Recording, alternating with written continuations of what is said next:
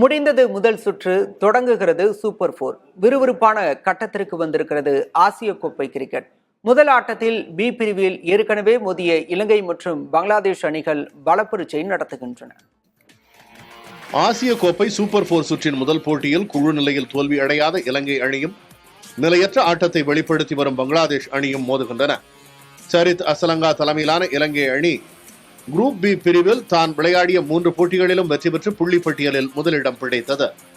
பதும் நிசங்கா சிறப்பான ஆட்டத்தை வெளிப்படுத்தி இந்த தொடரில் அதிக ரன்கள் எடுத்தவர்கள் பட்டியலில் முதலிடம் பிடித்துள்ளார். குஷால் மெண்டிஸ், நுவான் துஷாரா, துஷ்மந்த சமீரா ஆகியோரின் சிறப்பான பந்து வீச்சும் அணியின் பலமாக உள்ளது. இருப்பினும் இலங்கை அணி மிடில் ஆர்டர் பேட்டிங்கில் சில சவால்களை எதிர்கொள்கிறது.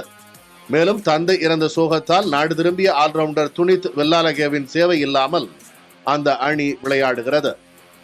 மறுபுறம் பங்களாதேஷ் அணி நிலையற்ற ஆட்டத்தை வெளிப்படுத்தினாலும் சூப்பர் 4 சுற்றுக்கு முன்னேறி உள்ளது. அவர்களின் பேட்டிங் வரிசையும் களத்தெடுப்பும் கவலை அளிக்கும் வகையில் உள்ளது.